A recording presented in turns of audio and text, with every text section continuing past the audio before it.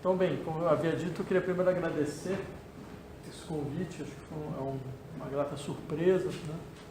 Poder estar aqui junto com o grupo de teatro para poder discutir algumas questões, digamos, de interface aí, entre teatro e algumas coisas que eu havia feito anteriormente.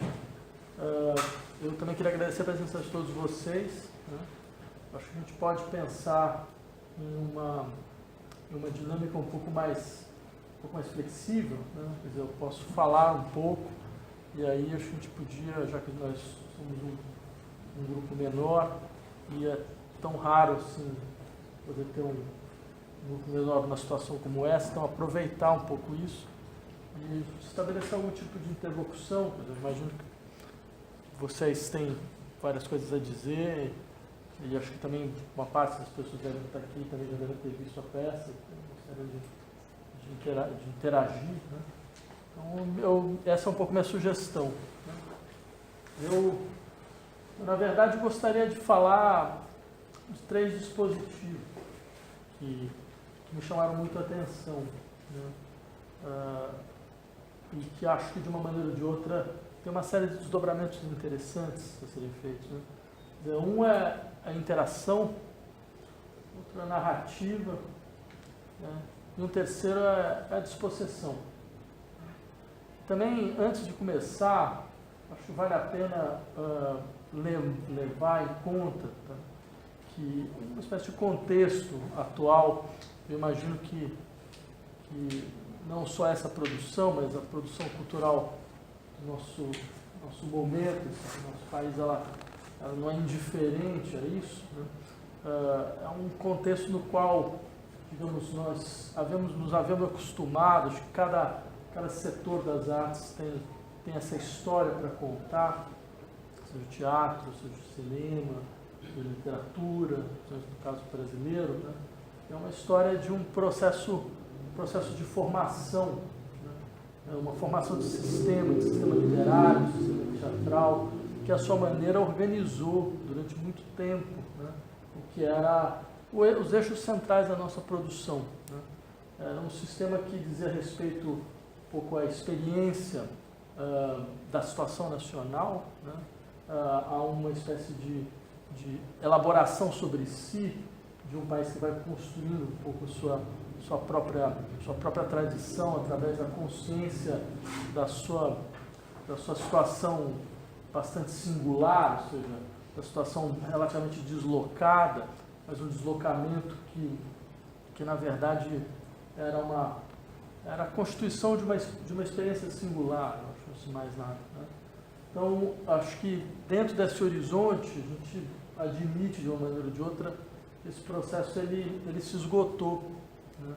Ele perdeu um pouco da sua força, o que fez com que uma míriade de produções começassem ou a tentar retrabalhar, né, o que foi esse desejo de formação, ou a procurar outros caminhos, né? Eu diria caminhos onde essa experiência mesmo de uma situação um pouco sem lugar, né? Ela vira a tematização estruturante, assim, uma fundamental, né? A gente teria toda uma história de uma consciência cada vez mais forte, de uma dificuldade muito grande de se formar, né? No sentido mais estrutural, acho que, do termo, né? Quer dizer, organizar linhas de desenvolvimento, organizar debates internos, organizar uma história de obras, de coisas dessa natureza, né? Então é difícil não levar isso em conta quando se vê uma obra como essa que foi apresentada aqui, né? Não só, acho que tem algumas questões subjetivas bastante sensíveis, mas acho que também tem uma dimensão histórico-social que diz respeito a algo que acontece em um país como o nosso, né? Dito isso, como eu havia dito a vocês, três elementos haviam me chamado muita atenção, né? Primeiro, organização a partir da interação, né? Que é um dispositivo relativamente conhecido por todos, né? Mas há uma questão que me parece bastante interessante, que é normalmente, quer dizer, as dinâmicas de interação, elas são dadas, elas são desdobradas no interior da linguagem, né? Ou seja, há um chamar, né? Um chamar a participar que diz respeito à constituição, antes de mais nada, de um discurso comum, né? Um discurso comum no qual aqueles que são normalmente espectadores, eles desenvolvem um outro modelo, digamos, de posição, porque trata-se então de uma espécie de construção que vai se constituindo dentro de um horizonte mais ou menos seguro, né? Que é o horizonte da linguagem que todos nós temos em comum, né? Todos nós sabemos um pouco como operar, como responder, como reagir, né? E me chamou muita atenção que o processo de interação, na verdade, ele não era exatamente baseado na linguagem, ele era baseado nas afecções, né? Ou seja, e aí há uma questão bastante interessante, que, por exemplo, acho que a imagem mais paradigmática nesse sentido é exatamente, não digo tirar os sapatos, que era a condição de entrada na peça, né? Mas o usar os sapatos de outro, né? O que, diga-se de passagem, para mim, bem, foi a primeira vez que isso aconteceu, né? E, na verdade, tive um pouco de preocupação com o meu sapato, né? Porque ele ficou aqui em cima. Mas, de qualquer maneira, ele saiu ileso. Mas tem uma dimensão bastante interessante dentro desse processo, que é, quer dizer, é um tipo de interação involuntária, né? É um tipo de interação a partir da circulação de alguma coisa que era posse de um outro, né? E que vai ser usado por um terceiro, em situações que remetem, na verdade, a um tipo de dispossessão que vocês indicaram muito bem, que era quando as imagens de Auschwitz passaram, e vocês lembraram bem o que sobrou do extermínio, bem, sobraram os sapatos, que estavam lá, sobraram alguns outros objetos, né? Ou seja, o que acho que foi uma sobreposição bastante interessante, né? Porque esses objetos que eles ficaram lá, eles ficaram com memória, né? Então eles são reduzidos à condição de ruína, né? Enquanto, na verdade, objetos que você reutiliza, eles aparecem, na verdade, como condição de um estar no lugar de, quer dizer, inclusive há línguas onde você tem essa expressão, né? Alguém está nos meus sapatos, né? O que, de uma maneira ou de outra, eu acho que indica um elemento que aparece em vários momentos, dessa peça, o que faz uma das coisas interessantes da peça, que é esse modelo de interação por afeto, né? E afeto aqui, acho que deve ser usado no sentido mais estrutural do termo, né? Porque afeto significa um modelo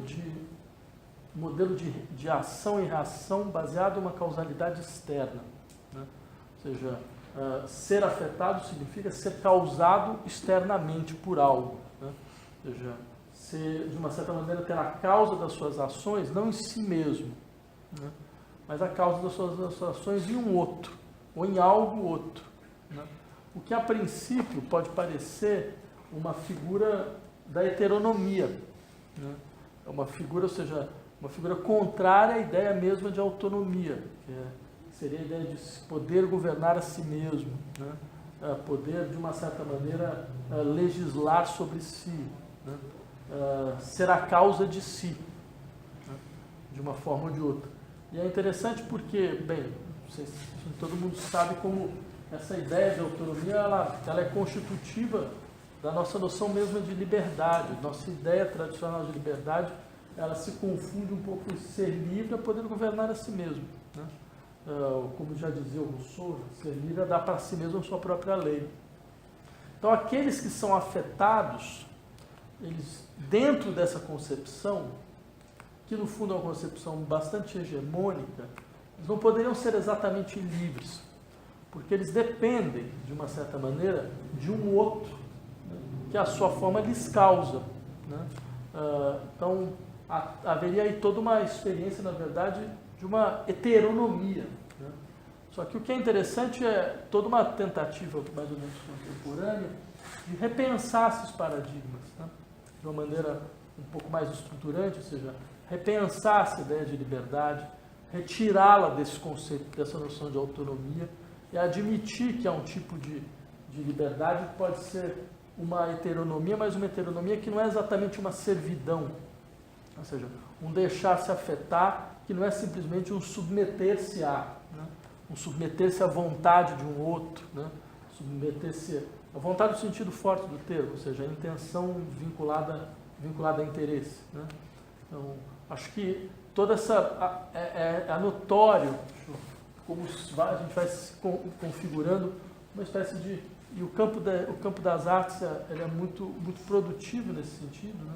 Vai se configurando uma tentativa de se pensar dispositivos nos quais você expressa, você dá forma a um modelo de causalidade que é diferente da causalidade que nós estamos dispostos a assumir na vida social.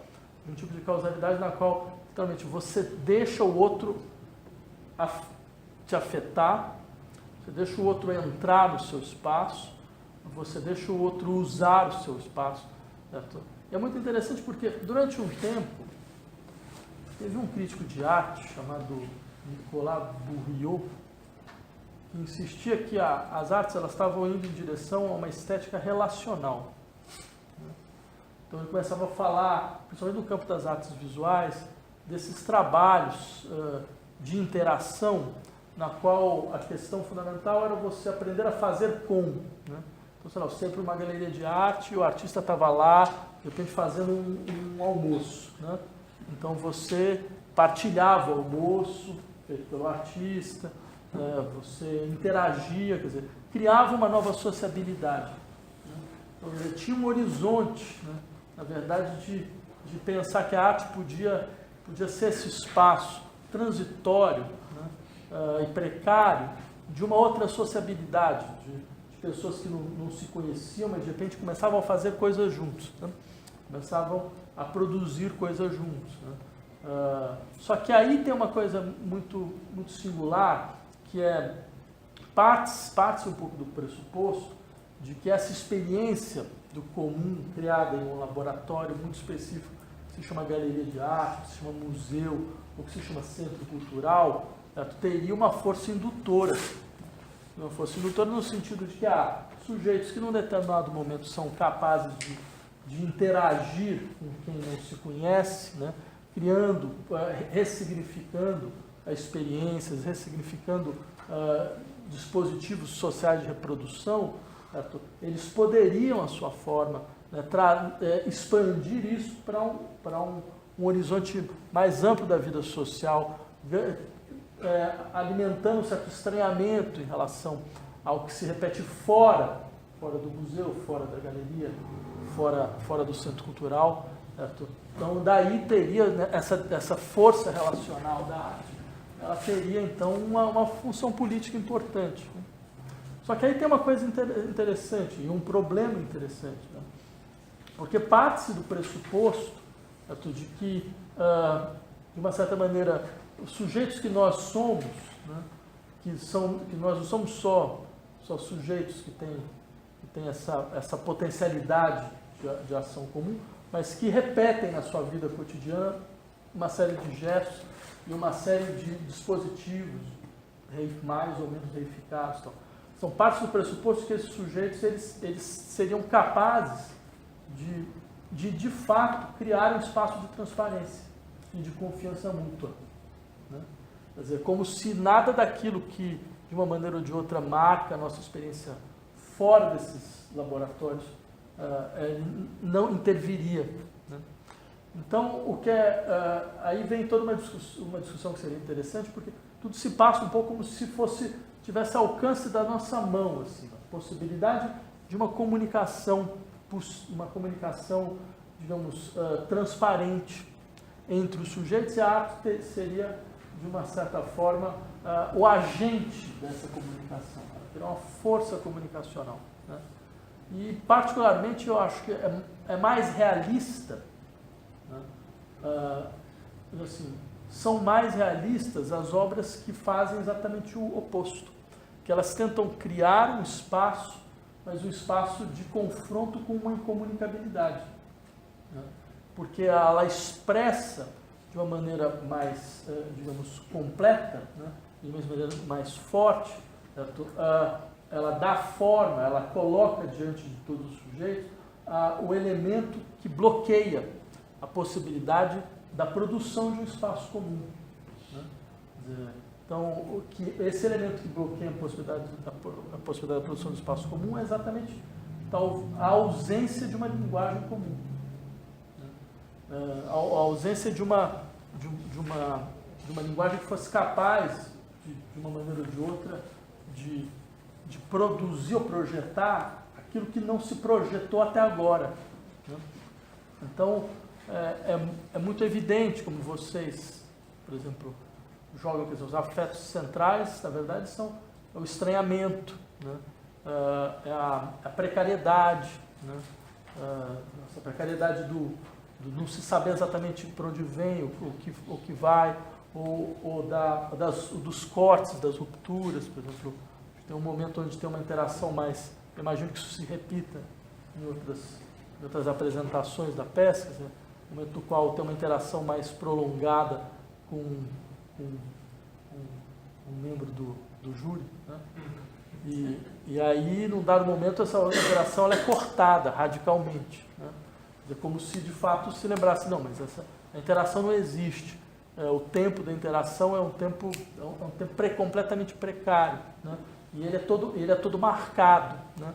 Ele é todo tipificado, porque você começa a falar com a pessoa e é muito, muito explícito que a pessoa ela tem uma tendência a ir saindo, a ir falando de outras coisas. E todo um trabalho para impedir que isso saia muito longe, ou seja, o que é uma maneira bastante astuta de lembrar, não, mas na verdade a interação não, o que se vê é a dificuldade da interação, né? O que se vê é a dificuldade do processo, mas esse é o elemento, esse é o objeto, porque esse talvez seja o objeto mais real, né? No sentido forte do termo, né? Então daí, acho que o segundo ponto que me chamou muita atenção, quer dizer, há todo um questionamento, que aí, acho que é um questionamento que constitui mesmo a experiência teatral e literária que nos é comum, que é o que significa, qual é o sentido, o porquê narrar, né? E mais do que isso, acho que o que significa narrar a si mesmo, né? Porque é muito explícito que há uma sobreposição muito evidente, a todo momento tem esse apresentar-se, né? Olha, eu sou fulano, eu sou ciclano, mas vocês não me conhecem, mas bem, talvez a gente já tenha se visto em outro lugar, talvez a gente já tenha se cruzado de uma maneira ou de outra, mas bem, esse cruzamento também não faz a menor diferença, porque você nem percebia que eu estava lá, né? Então, nesse sentido, acho que tem um elemento bastante interessante, porque é uma experiência de narrar a si mesmo, né? Acima de qualquer outra coisa. Mas talvez essa seja, eu diria, a questão, e para nós é a questão mais complexa, né? A questão mais difícil, né? Quer dizer, que é o que significa de fato narrar a si mesmo, né? Em qual linguagem, né? Um exemplo, por exemplo, a gente conhece dispositivos clínicos de narrativa de si, né? A psicanálise é um caso exemplar nesse sentido, dispositivo clínico de narrativa, né? Ela tem uma dimensão nesse sentido.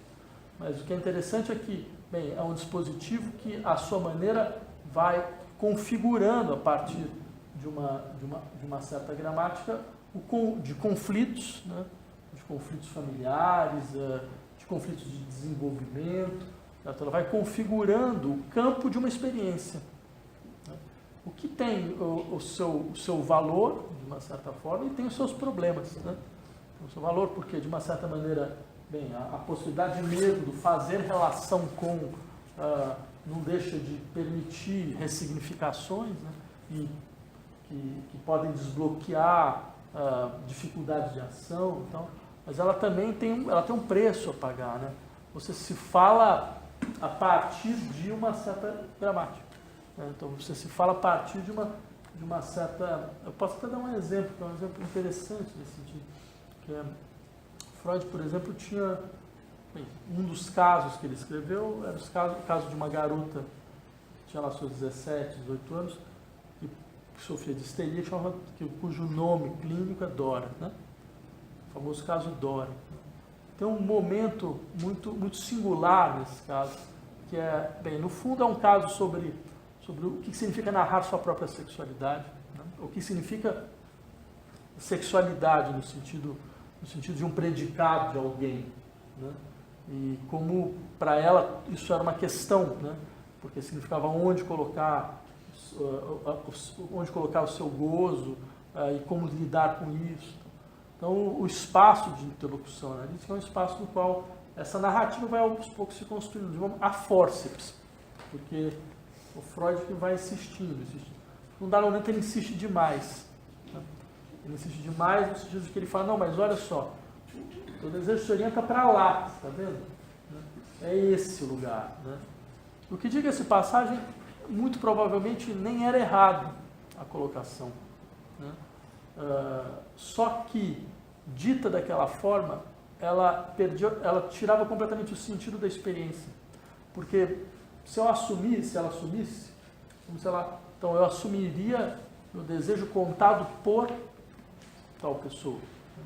Então, nunca seria a elaboração singular de uma experiência, né? Seria a assunção da fala de um outro. O que fez com que todo o processo paralisasse lá. Tudo acabou. Exatamente naquele momento. A análise acaba, ela entra em colapso, ela vai embora. Então, né? Agora, o que é interessante dentro dessa discussão é isso talvez seja uma maneira em contracampo, né, de mostrar quão problemático para nós é a experiência de narrar a si mesmo. Porque trata-se, antes de mais nada, para se perguntar bem, mas em que linguagem narrar? Qual é a linguagem que me permite narrar? De que forma? Né? E o que significa narrar, no sentido forte dos termos? Significa constituir uma síntese, organizar, como Aristóteles falava, bem, então você tem um começo, meio e fim, né? Uma proporcionalidade, né? Então você tem uma tensão, tem uma direção, né? E o que fazer com os elementos contingentes que aparecem e parecem modificar radicalmente, retroativamente todo o processo, né? Então é óbvio que essa experiência de narração ela só pode produzir uma dupla forma de dispossessão. Ou ela é a dispossessão daquele que descobre, ou daquele ou daquela que descobre que, bem, ela se fala na linguagem de um outro, né? Ou é a disposição daquele ou daquela que descobre que, não, mas na verdade, não. A única narrativa possível é a abertura a certas contingências que se produzem e a errância que significa tal abertura, né? O que implica, entre outras coisas, a assunção de uma certa dissociação, de uma certa dificuldade de criar unidade, talvez uma impossibilidade mesmo de organização de unidade, que coloca em xeque, de fato, porque a expectativa do que se espera de uma narrativa, né? O que significa esperar uma narrativa, né? Então, acho que isso foram questões que me chamaram muito a atenção ao ver o trabalho de vocês, né?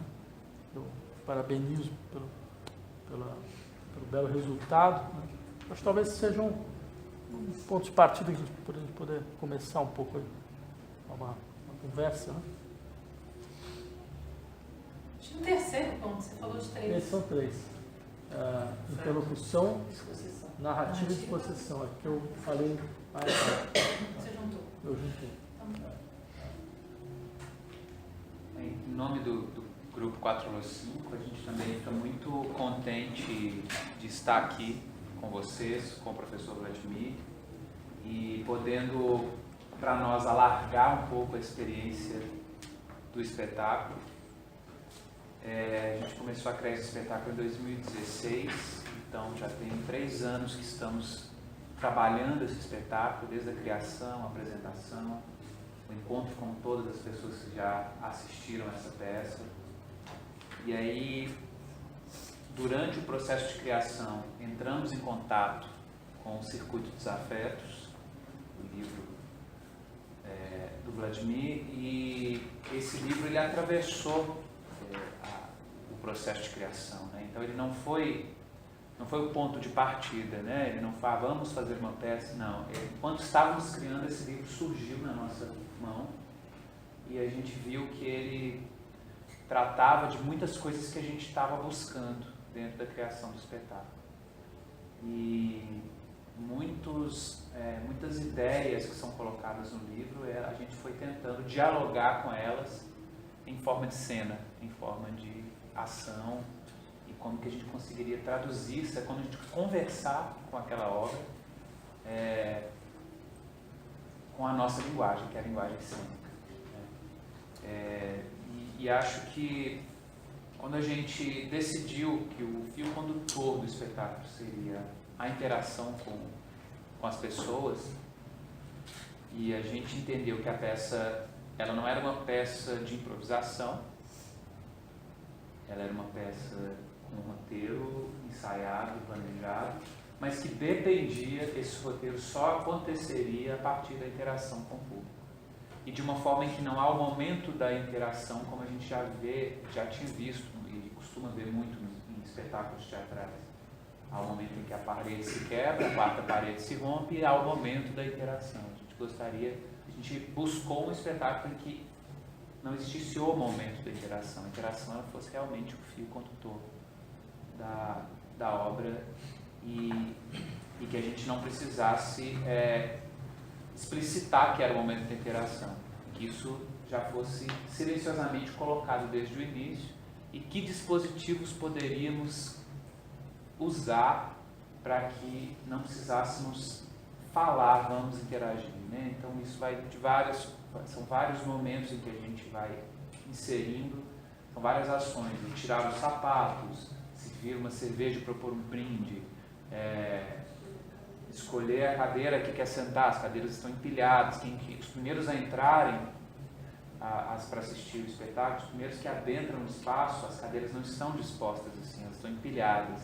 Quem chega depois já vê um pouco a disposição que já foi startada pelo espectador e não por nós. Então, desde o início, existe um convite à ação do espectador e a gente tenta um pouco conduzir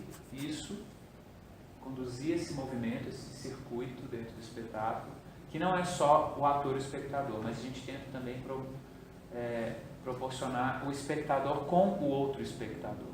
Como eles podem interagir entre si, às vezes nem passa pelo ator. Às vezes já aconteceu apresentações em que 2 espectadores tiveram reações opostas e que culminou numa discussão mesmo entre eles, e a gente abriu aquele momento para que aquela discussão acontecesse e naturalmente aquilo foi depois engolido na estrutura do espetáculo e aquilo acabou virando parte da estrutura do espetáculo naquele dia. E aí, para a gente agora poder estar aqui conversando sobre o espetáculo a partir das ideias do Vladimir e a partir dessa presença de vocês aqui, não sei se todos assistiram a peça, mas fica o convite também, que estamos em cartaz até o dia 10 de março, inclusive no Carnaval, então eu acho que são experiências que vão se completando. E a gente publica os livros, os textos da peça, e a gente foi descobrindo como que isso também é uma experiência para além do teatro. Muita gente lê o livro de Fauna sem ter visto a peça. E isso é uma outra obra artística, isso é uma coisa que não depende da outra, né? Assim como essa conversa que hoje não depende de quem viu ou não viu o espetáculo, quem leu ou não leu o livro, eu acho que essas coisas elas vão se expandindo para além disso. Deixa eu fazer uma pergunta para vocês. Vocês estão com essa peça desde 2016, é isso? Isso. E vocês, nas apresentações, vocês veem diferenças muito grandes ou elas são mais ou menos variáveis dentro de uma expectativa que vai se consolidando? Elas são variáveis, elas estão dentro de uma margem que a gente, como artista, a gente gosta de manter. Então a gente sabe que ela pode ir muito para lá ou para cá, mas a gente quer que a peça chegue até o final, passando por todos os lugares que a gente trabalhou para ela passar. Mas já aconteceram algumas vezes de essa margem ser extrapolada e de a gente perder um pouco o controle do espetáculo mesmo, assim, de o público quase tomar o espetáculo para ele e a gente meio que quase... A gente poderia inclusive ter saído de cena que a experiência, o espetáculo não, mas a experiência ali continuaria sem a gente e a gente ficou... Depois isso foi motivo para longas conversas entre nós para entender até que ponto a gente abre para essa interação, para essa experiência do agora, espontânea, e até que ponto a gente tem que ter a mão do artista para conduzir a experiência para onde a gente quer que vai. Isso é interessante porque eu acho que isso que você falou de como narrar-se, né, assim, a si mesmo, pensando desde uma experiência mesmo, que é a nossa experiência de vida, enquanto ser, né, um ser único, talvez, mas como narrar uma peça, uma experiência coletiva.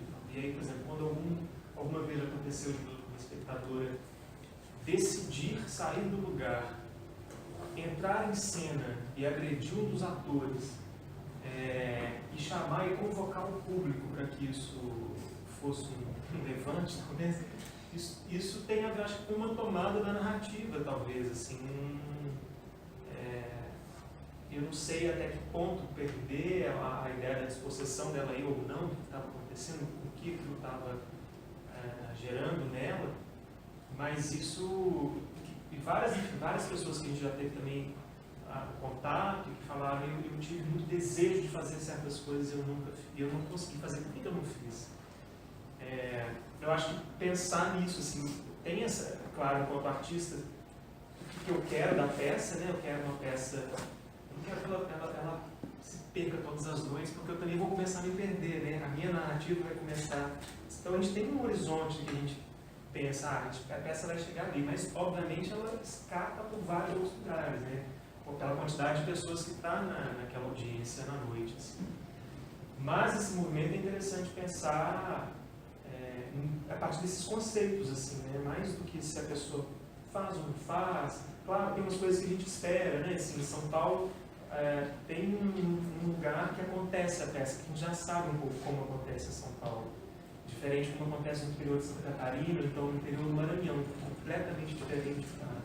A relação física, corporal das pessoas, coletiva, do espaço das pessoas. E isso mexe com a gente, porque também a gente vem de um lugar em que a gente também conhece como um pouco as coisas, as pessoas agem, né? Assim, mas como é que você descreveria essa diferença? Essas diferenças? Eu não sei, assim, a priori a gente descreve, acho que, uma forma preconceituosa de pensar que lá no norte faz muito calor, isso aqui, as pessoas são mais assim, sensadas. Mas não é tão assim. Mas tem por exemplo, em São Paulo, tem uma coisa que acontece que eu sinto que as pessoas já estão tão o dia inteiro na cabeça, tão faz parte do cotidiano delas essa ideia de o que é um politicamente correto, como eu devo agir, como as coisas devem acontecer, as regras, as filas, a organização perfeita, o que é o ideal de algo que aconteça, que eu acho que isso, ou as pessoas esperam que isso aconteça, que esteja ali para elas. Tanto é que aqui a maioria das pessoas, quando entram na peça, elas não sentem, ninguém pega a cadeira. Existe um medo, talvez, de quem começa a contar essa narrativa, né? De quem pega para si porque quem vai ser apontado como aquele que começou o movimento, né? Assim, também, desculpa, às vezes a pessoa está esperando as regras serem ditadas, eles ficam parados esperando, tipo assim, quem vai ditar a regra? Onde eu sento, o que eu faço? Estou aqui esperando. A grosso modo também, isso acontece de uma forma bem prática nesse sentido. Por exemplo, no norte as pessoas estão super dispostas a participar. Talvez isso tenha a ver com a carência no sentido da cultura mesmo, da quantidade de espetáculos que tem lá, de ofertas, a quantidade de experiência que eles têm no campo da cultura, do teatro e tal. Então as pessoas estão mais, é como se elas tivessem, a gente sente mais, como se elas estivessem mais à vontade nesse sentido.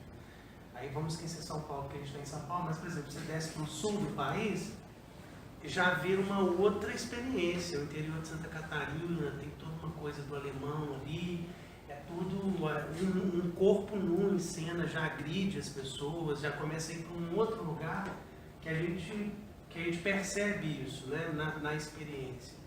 Só que eu queria retomar rapidinho o seu comentário anterior, que você falou da expectativa. Eu acho que esse trabalho para a gente é um grande exercício de não esperar.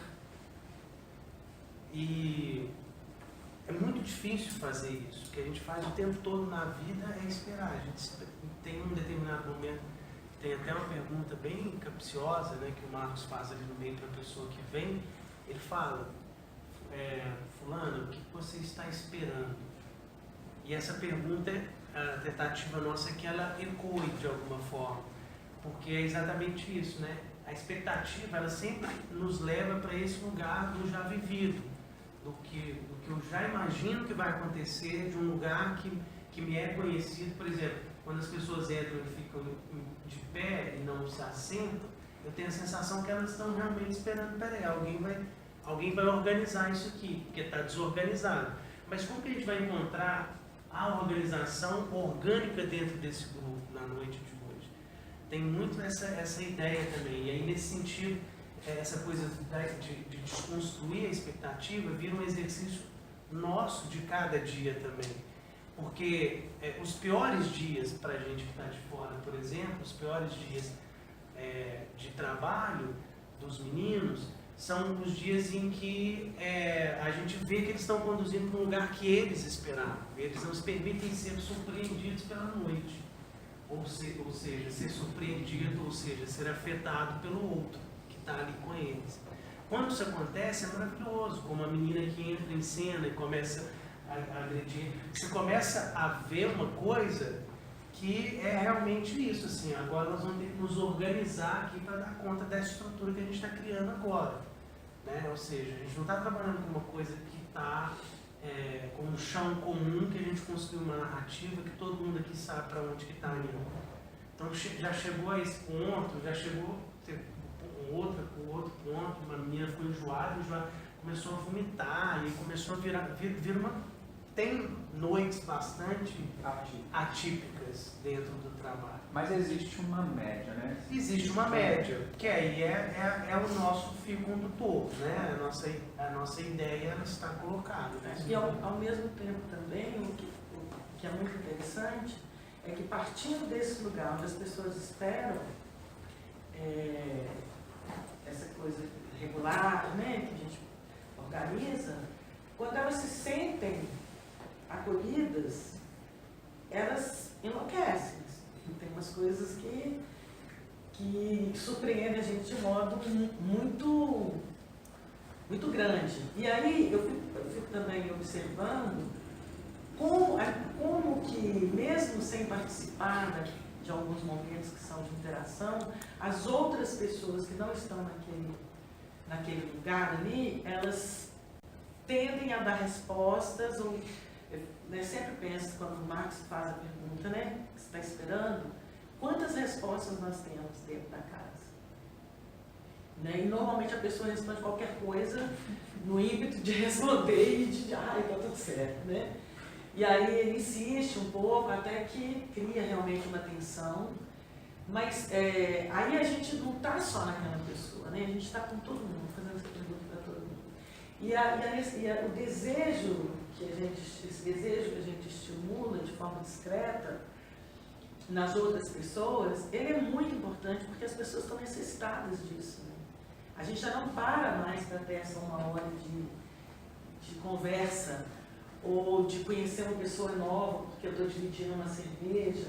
Então são pequenas proposições que fazem com que o espetáculo seja de uma certa forma, ele afete de fato muitas pessoas de várias maneiras, né? Principalmente quando a gente apresenta em lugares não institucionais, que é um pouco o que você falou no início da galeria de arte, do centro cultural. Quando o espetáculo acontece fora desses lugares, nós estamos no Sesc Pompeia agora. Então, isso já diz muita coisa de quem vai vir assistir, de como as pessoas vão mais ou menos se comportar, o que elas esperam ver. Mas a gente apresentou, por exemplo, numa escola de natação, onde o espaço foi improvisado, numa área do lado da piscina, no interior do Imperatriz do Maranhão, e tinha um grupo de indígenas de uma aldeia local assistindo à peça. E pessoas locais, pessoas que talvez estivessem indo no teatro naquele ano pela primeira vez, ou talvez E era a nunca tinham. única apresentação que o Sesc levava no ano, na cidade. Que foi o projeto Pau Tiratório, e foi a única vez que o projeto iria passar por aquela cidade. Então, isso de estar nesse lugar já muda completamente. Parece que, eu não sei se dá para pensar assim, mas parece que tem certos públicos que esperam o teatro e se ligam mais à obra teatral. E tem certos públicos que se ligam mais à experiência do que está acontecendo. Não importa muito se é teatro, se é fala decorada, se é ator ou se não é, se isso é artificial ou não. O que importa é poder estar aqui com essas pessoas, conversando com elas. Sem medo do ridículo, sem pensar que tem uma regra, eu preciso sentar e só ver. Posso pegar uma? Pode falar? Claro.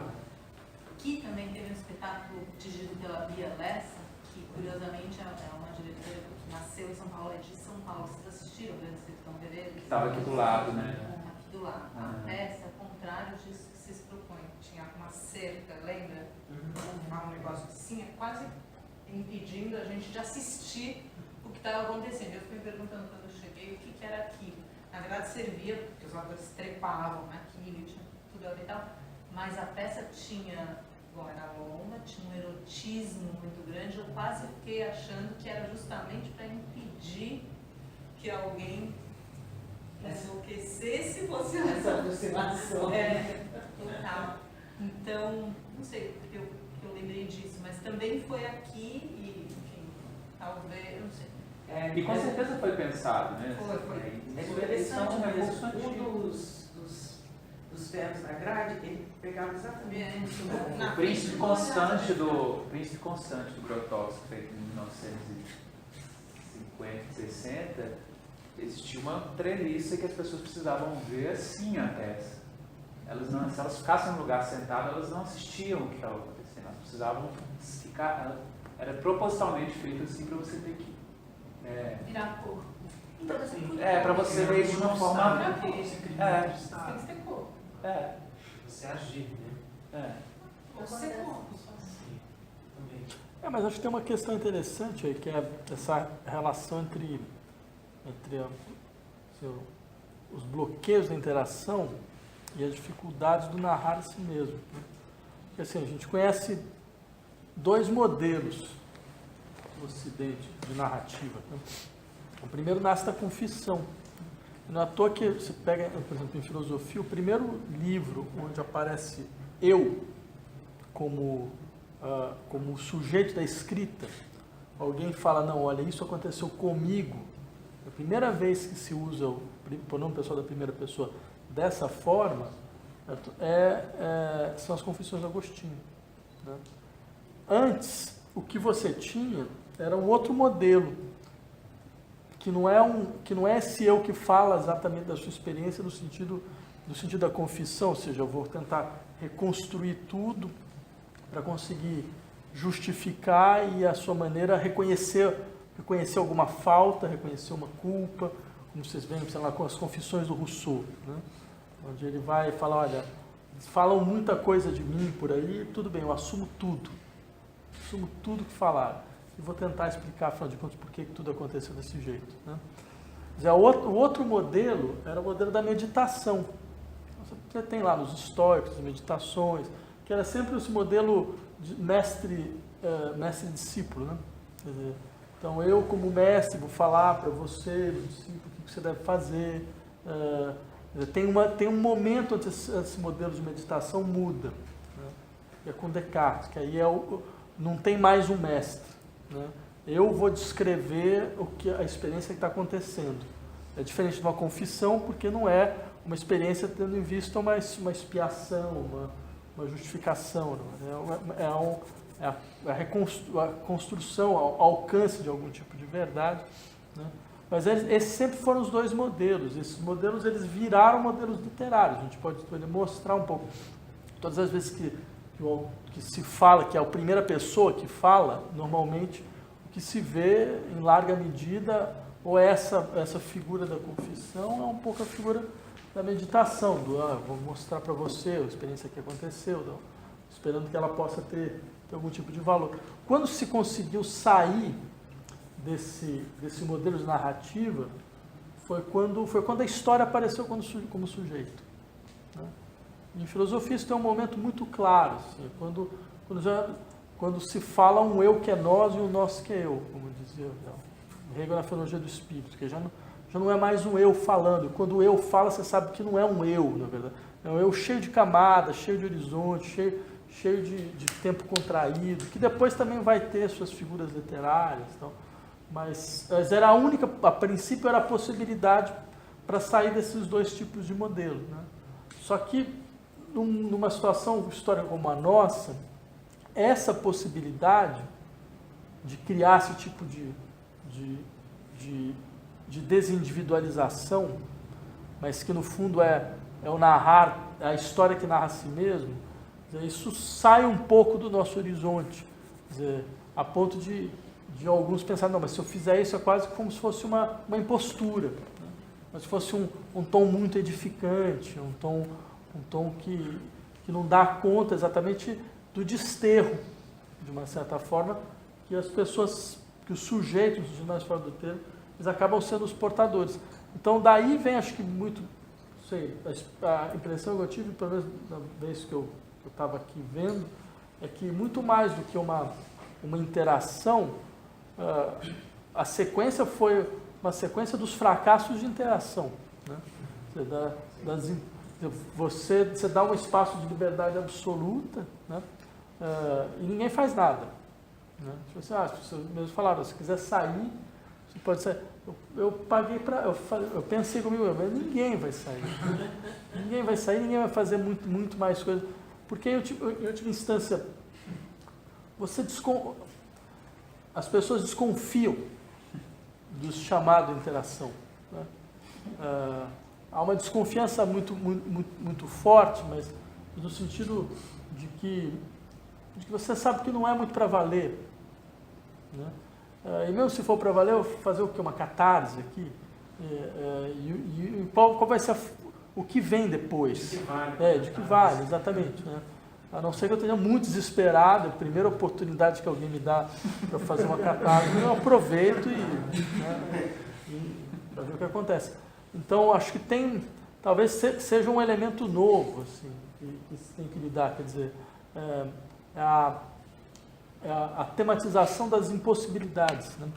Muito mais do que a crença na realização efetiva mesmo de uma comunidade temporária. Né? Então, a gente cria uma espécie de comunidade durante um momento. Né? O fato de, o Marcos fala isso, né? Vocês são livres, mas está todo mundo com seus sapatos, está todo mundo sem os sapatos estão apreendidos. Né? Estão ali, né? Para você ser livre, então você tem que ir lá, puxar o foco, atravessar o espaço, talvez esse é o momento de catarse, né? Assim, isso vai significar o quê? Para que eu vou fazer isso? Então, em algumas apresentações, você já fala assim, mas meu sapato, não sei o que, e tem ficado mais tranquilo nesse momento. Mas as pessoas já fizeram isso, já foram, pegaram, saíram, e não é que a gente vá fazer nada, né? Assim, não é que a gente está esperando uma resposta, vai pegar, não vai pegar nos braços, o sapato, não vai significar nada. É isso, né? Não vai significar nada. Não vai significar nada assim. A gente não está para o desafio, a gente não está querendo desafiar. Tem que lidar com isso, assim, com esse fracasso da possibilidade e da impossibilidade também, né? Teve um dia na temporada que veio um senhor assistir o espetáculo e ele não queria vir, ele não queria ver essa peça, jamais ele queria ver essa peça. Mas ele era um senhor grande, assim, ele não tinha como não, o foco todo mundo fazia assim com ele. Deixou claro que não queria. Talvez a existência dele deixava muito presente assim tudo. Mas é genial isso, na verdade, porque a primeira interação que foi perguntar, a gente o quê? Ele fez assim. E o movimento era muito grande e ele ficou incomodado o tempo inteiro de torcer a cara, não sei o quê. Mas isso é muito legal porque isso é uma questão coletiva. E não querendo estar, ele acabou Estando muito mais vezes, né? E aí no final a gente conversando, falei, gente, mas o Marcos fala, se não quiser ficar, vai embora. Mas é lógico, a gente sabe que isso tem um outro lugar de liberdade, né? Que é isso, você está livre, né? Mas não está. E o que é embora a gente também, vive, né? Mas seria isso, né? Porque era tão forte aquela coisa dele não querer estar, que ele podia ter aproveitado disso e ter ido. Não tinha problema ele ir. Ia ser bom para todo mundo também. Foi bom ele ficar, mas seria muito bom se eu tivesse ido também. Mas acho que essa é a posição mesmo. E vira um problema de todos, né? Vira um problema de todos. É muito legal que na peça vários problemas que poderiam ser só dos atores viram um problema de todo mundo. Mas os problemas não são problemas de todos? São. Desconforto. O Desconforto que a gente sente no mundo, É. não é um desconforto que deve ser olhado por todos? Com certeza. Talvez Por que a gente quer que o problema saia? No sentido da expressão, de repente ele expressa alguma coisa que provavelmente. Mesmo assim, é um desconforto. E nesse tipo de Mas me estrutura, parece que é quase ideal isso que você fala. Assim. Deveria ser, mas na prática não é. Mas na prática foi. A gente está sempre jogando o problema para o outro. A E gente está nessa- sempre passando a bola, a gente nunca assume. Então a peça é muito provocativa nesse lugar. Quando o Marcos fala isso aqui, ele está falando exatamente isso. Ok, criamos um problema, estamos em 80 aqui dentro dessa sala. Como nós vamos resolver esse problema? Eu não vou resolver o problema sozinho. Entende? É muito mais uma provocação e a peça atua muito mais no lugar da provocação do que da afirmação. A gente muito mais pergunta do que responde.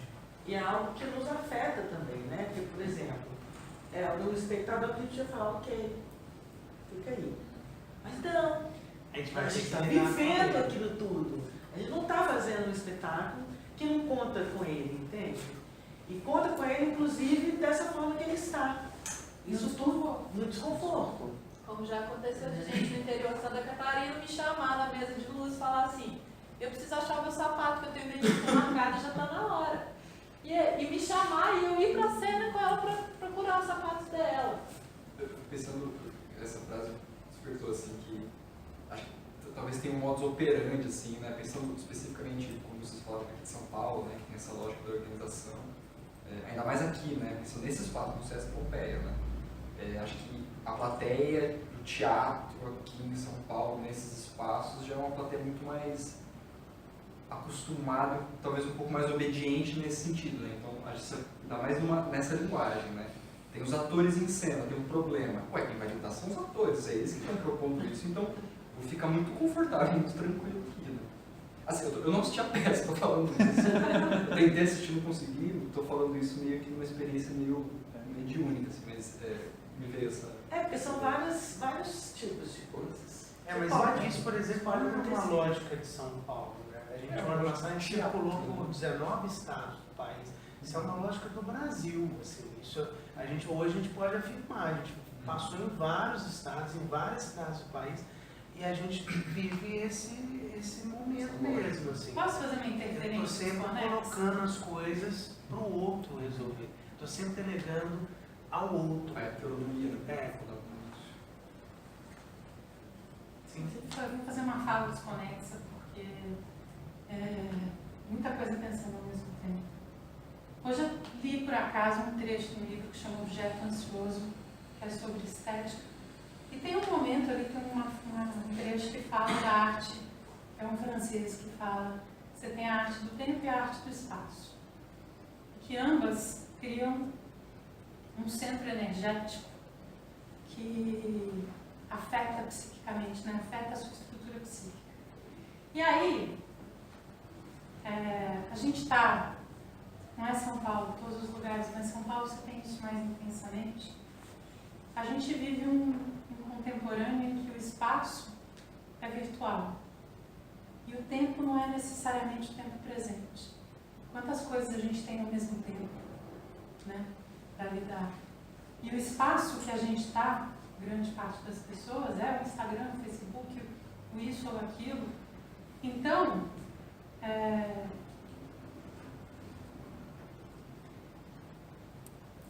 que linguagem faz com que você reconheça um espaço e um tempo presente ali, que te permita narrar-se, existir, estar, expressar? A sensação que eu tenho, eu não vi a peça, é que a peça traz isso. Traz uma possibilidade de tempo e de espaço. E que talvez nos ajude a parar para pensar melhor e mais linguagens que provoquem isso, não só no teatro, não só aqui dentro, mas no dia a dia, na nossa vida, na nossa cidade, no nosso existir nesse país, né? Daqui eu vejo um medo e uma vontade muito grande, assim, são duas coisas contraditórias. Às vezes as pessoas me falam, mas eu fiquei sabendo que a peça é interativa, não sei se eu quero ir. Eu falo, por quê? Eu tenho medo de mexer comigo, me expor. Aí a pessoa, eu falo assim, olha, normalmente acontece o seguinte, quanto mais a pessoa se abre, está disposta a se expor, mais ela vai interagir. Porque os meninos vão sentindo quem está disposto a falar, quem está aí. E às vezes eles nem direcionam, as pessoas começam a falar e o foco vira para elas. Então às vezes eu acho assim, tenho medo, mas a pessoa chega e de repente ela está provocando participar. Às vezes sem perceber, ela queria participar e tinha medo de participar. Teve uma vez que um cara, nessa coisa de dar o sapato, e falar, quem é o dono desse sapato? Aí o cara pegou, falou coisas super fortes, assim, essa pessoa é suicida, essa pessoa não sei o quê. Quando ele acabou, ele falou, esse sapato é meu. E aí depois também fica essa coisa, né, o que aquilo era real e o que não era. Eu estava perto de pessoas conhecidas do trabalho dele e ele quis falar sobre aquilo. Eu acho que é isso que vai de encontro ao que você falou. Esse espaço tão solicitado, né, e que a gente não encontra mais. Né? Então, quando você chega num lugar que propõe 40, 50 minutos, uma hora de liberdade, entre aspas, mas que te abre uma possibilidade de dizer alguma coisa, de trocar alguma coisa, olho no olho, de estar de frente para o outro, do lado, é tão raro. De estar presente, né? De estar presente. Talvez Essa presença é isso que eu te falei. De eu me sentir incomodado, fora de cena, da coisa que está acontecendo com todo mundo. Né? A gente tem tentado fazer isso e as coisas vão acontecer nesse sentido. Né? É um momento em que, quando termina, às vezes a pessoa está de fato impactada porque ela passou por uma experiência forte, real, viva, importante, né? Então, é um dos lugares assim que vai de encontro, né? Mas acho que seria interessante levantar uma questão, né? que é meio um pressuposto disso tudo, que é, não é certo que a arte possa ser uma produção coletiva. Não é certo assim, não é seguro. Talvez ela não possa, né? Porque a gente conhece. Porque, bem, mesmo dentro da experiência que vocês desenvolveram, é difícil falar aqui que ela é uma experiência, como eu venho insistir, de interação. Acho que ela é muito mais a exposição de todas as dificuldades que significa interagir com. Exatamente. O que talvez seja uma maneira indireta de se colocar uma outra questão, que é interessante, que é, talvez a arte não consiga, de fato, ser uma produção coletiva. Né? Talvez ela não tenha como ser uma produção coletiva. Né? A gente conhece situações nas quais você tem uma fruição coletiva, né? Ou que pode ser mais ou menos, digamos assim, direcionada. Então você tem situações nas quais você vai lá, tem tem uma música, você tem que cantar, você tem que falar assim, você tem que fazer aquilo, né? Você tem um hino, né? Você tem lá, cantar um hino. Né? Eu acho que do ponto de vista musical. Não, mas do ponto de vista musical, assim, mas tem uma coisa interessante, do ponto de vista musical é a experiência musical mais tipificada. Né? É o ouvir o hino, né? Porque afinal de contas tem toda uma disciplina, tem todo um adestramento que se realiza naquele momento, né? Ou a canção coletiva, que é um pouco são experiências coletivas, né? A canção coletiva, o cantar, por exemplo, quando a comunidade europeia se constitui, eles pegam a Nona Sinfonia do Beethoven como uma música que representa, né? Só que o interessante ela vira uma espécie de hino, então toda audição ela tem que se dirigir para um significado, né? Então, no momento que o coro aparece, então o coro, na verdade, é a realização da comunidade, todo esse tipo de coisa. Então você tem uma tipificação muito evidente. Salvo só nessas circunstâncias, você consegue ver não uma produção, mas uma experiência comum, mas é que vocês pedem uma coisa a mais. É uma produção coletiva, né? Mesmo que ela tenha as suas balizas já definidas de antemão, mas o processo ele vai se dar como uma interação no sentido da produção. E aí fica uma questão que para mim é bastante interessante, pelo menos, que talvez a arte não consiga ser uma produção coletiva.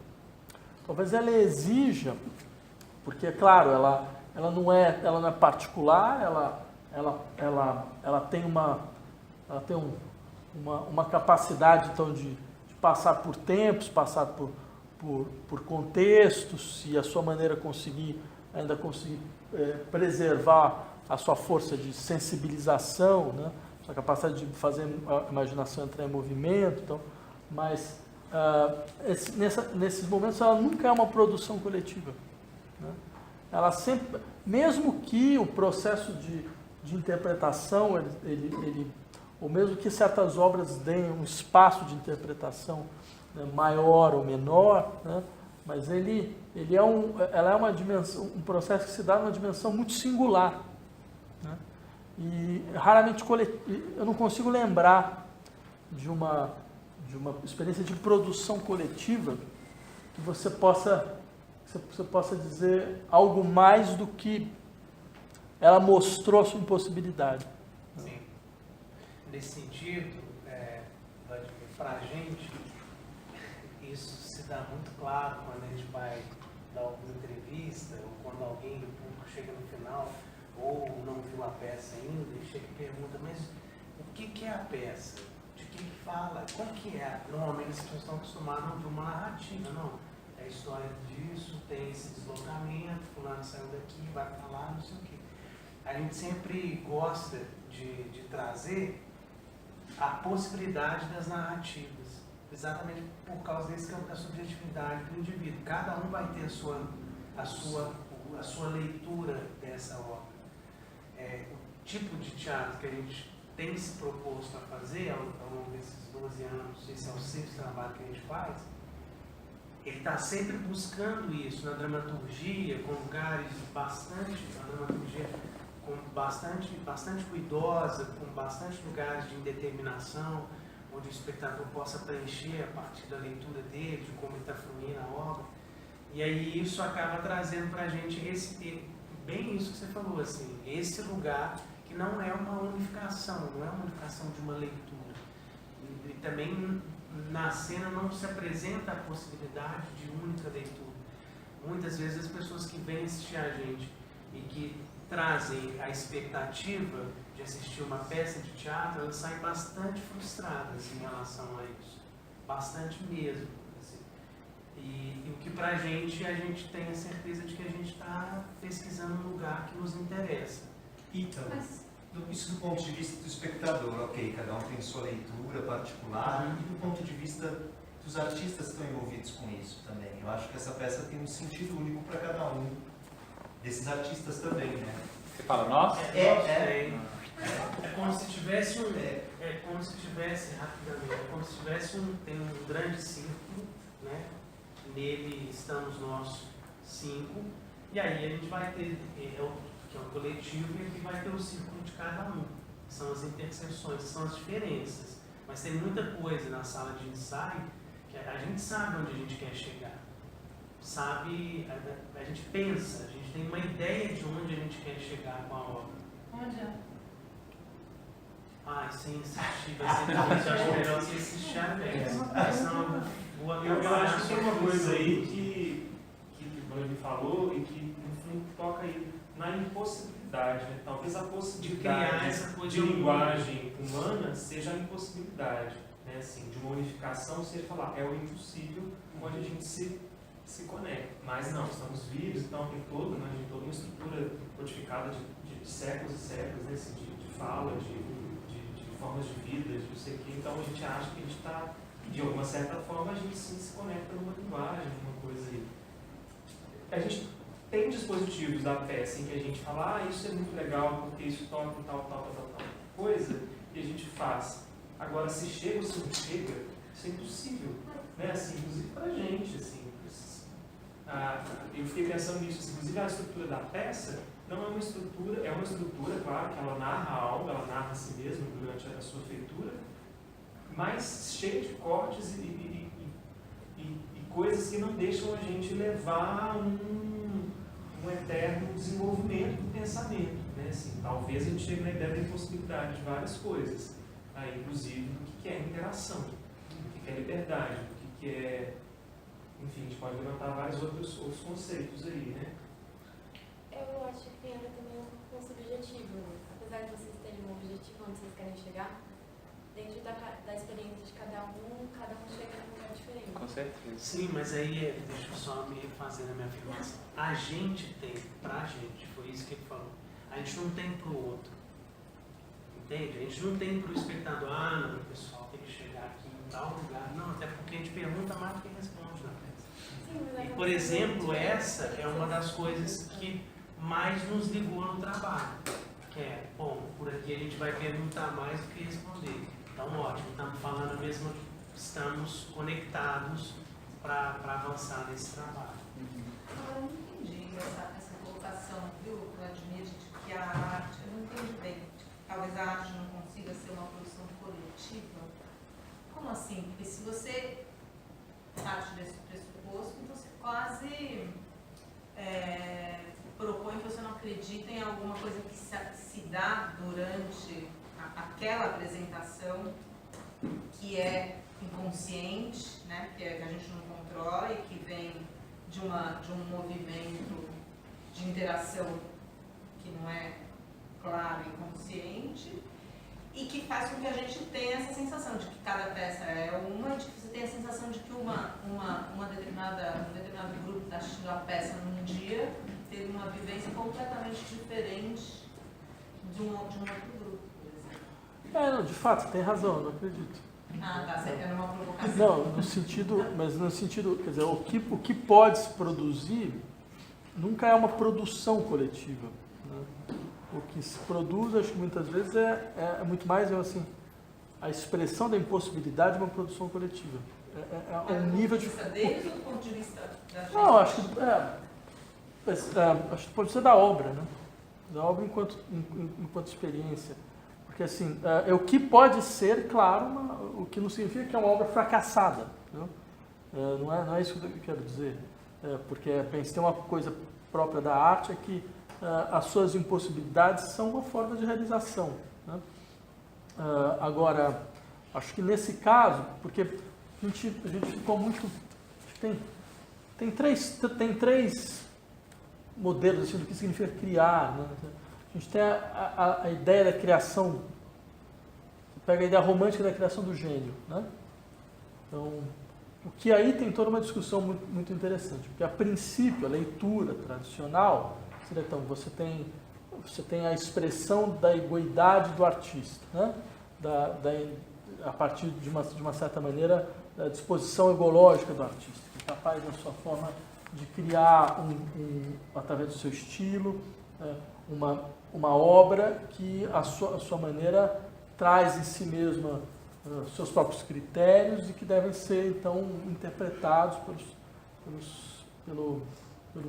por aqueles que, de uma certa maneira, vão fruir. Né? Você tem também a ideia, que não é exatamente essa, mas a ideia, por exemplo, da criação do dispositivo maquínico. Né? Então, você faz isso vem desde, sabe, você monta um dispositivo e o dispositivo ele funciona. Então, você tira a produção, ela cai um nível. Né? Então, por exemplo, eu posso definir, então, eu defino uma série de procedimentos. Então, deve acontecer isso, deve acontecer isso, deve acontecer aquilo. E o resultado é sempre mais ou menos imprevisto. Né? Ele está, sei lá, um exemplo clássico. Né? O Cage, quando ele cria aquela peça 4 minutos e 33 segundos. Que todo mundo deve conhecer, é uma peça na qual você tem um piano, o piano tem um velcro, né? Você tem um pianista, o pianista ele vai atacar, mas ele para por 4 minutos e 33 segundos. Né? Mas isso é um dispositivo de criação, porque, é claro, a criação é todos os ruídos que vão aparecer. Ele cria um espaço de silêncio. Né? O espaço de silêncio, a distinção entre som e ruído cai. Né? Então, tudo que é ruído, a gente faz agora. Então, o carro ele entra no processo, todo o barulho do sistema de ar vai entrar também. Então, mas você tem uma decisão, claro, mas essa decisão não se dá sob a forma da expressão, tal como se dá sob a forma do gênio. Então. E a gente tentou um terceiro modelo, né? Que é esse modelo da produção coletiva. Né? Então, a sua maneira, você procura criar um espaço satisfatório, uma indução de interação. Né? E esse espaço de interação ele parte um pouco do princípio de que você já não tem mais então, a figura do artista, no sentido daquele que produz, né? Ela se dissemina, né? É um processo então, que se dissemina para vários. Né? Então, esse processo se dissemina para vários que fazem uma parte de algo que pode ser temporário, pode ser precário ou não, né? Mas vai ser o resultado de uma interação. Né? E, de fato, isso foi... tem toda uma história. Quer dizer, a gente tem um processo da produção coletiva imediata, um pouco como foi feito aqui, quer dizer, todo mundo, de uma certa maneira, produz. Né? Quer dizer, o rapaz que senta aqui, que vai falar um pouco da sua história, ele participa da produção. Né? Agora, você tem, desde essas ideias clássicas do détournement, das pessoas que pegam coisas de outros, né? Quer dizer, então, que vão sampleando, que é a lógica, né? Você sampleia imagens daqui, você sampleia imagens dali, a ponto de você não poder muito falar quem criou, no sentido forte do termo. Né? Só que eu teria questões a colocar a respeito dessa ideia da produção coletiva. Né? Eu acho que ela fica interessante quando ela expressa quão impossível fazer isso. Quão impossível fazer uma produção coletiva nesse sentido. Né? Quer dizer, não só porque ela é precária, mas porque na verdade, ela expõe, né, a impossibilidade mesma da experiência do coletivo. Né? Quer dizer, a arte talvez ela não possa fazer isto. Né? Ela não possa indicar, ela não possa presentificar um coletivo que a vida social impede. Né? Ali onde ela acontece, ela já não é má, ela já... A não ser que ela produza uma espécie de embuste, que é mais ou menos o seguinte, quer dizer, como é possível uma experiência coletiva dentro de uma vida na qual a ideia mesmo do comum ela está completamente paralisada. Entendeu? Quer dizer, o máximo que você vai conseguir fazer é prometer uma conciliação, você promete uma conciliação que ela... que ela já é de uma certa forma uma conciliação extorquida, ela já é uma extorsão, né? Porque o não participar, essa que é uma questão interessante, talvez, o não participar, ele nem sempre é, na verdade, o não ser capaz de interagir, né? O estar submetido a um profundo recalque, o estar preso a um agir cotidiano, certo? Muitas vezes, há alguns momentos, alguns momentos a não participação é a expressão do, não, mas não há conciliação à mão. Não há conciliação ao alcance. Né? Mas isso que eu acho que é interessante, porque talvez o final, o que a gente entende como um resumo, seria essa impossibilidade de uma construção coletiva, de algo coletivo nesse sentido. Mas talvez o mais interessante seja o trajeto disso, né? Assim, então, o que acontece durante tudo isso, assim, né? E não sair só com que eu entendi. É impossível mesmo. Senão não dá ruim, né? Porque o momento em que as pessoas estão aqui, os corpos são diferentes, eles estão agindo, isso já é uma construção, não sei, ou isso já proporciona para as pessoas algum tipo de deslocamento. Quem são, sabe? Porque era para eu estar quietinho aqui, escondido, no escuro, assistindo algo e tal. Agora ele está ali, ele tem uma quantidade de deslocamentos aí que, mesmo se ela chega ou não chega nessa ideia de impossibilidade, no final, esses atravessamentos eu acho que eles são importantes. Assim, com certeza. E eu acho que a peça propõe em diversos momentos esses lugares, inclusive, de explicitamente das impossibilidades, né? Quando retira a força da pessoa, e aí não só retirar, mas a questão de entrar em contato com um corpo que eu não conheço, que eu não sei se eu tenho liberdade de entrar nesse corpo, né? Assim, mas e isso é muito difícil para quem está fazendo, mas para quem também está recebendo. Isso é uma agressão, né? Assim, dentro de uma plataforma e que der uma certa liberdade que eu não sei como é que eu acho. Não, mas eu acho que uma coisa interessante é como o teatro ele se produziu a partir disso, né? Porque, para mim, isso é um pouco, sei lá, um modelo fim de partida do Beckett. Né? Sim. Ou seja, a linguagem já não funciona mais, ninguém mais consegue conversar, não tem mais diálogo, ninguém mais consegue dialogar. Você começa a falar e de uma hora fala, mas por que eu estou aqui perdendo meu tempo falando isso? Você para a todo momento, repete a todo momento, você esquece o que você queria fazer, ou seja, todo momento você fala, olha, a linguagem não funciona mais. E, no entanto, uma obra sai. Sim. Uma obra se constitui. Né?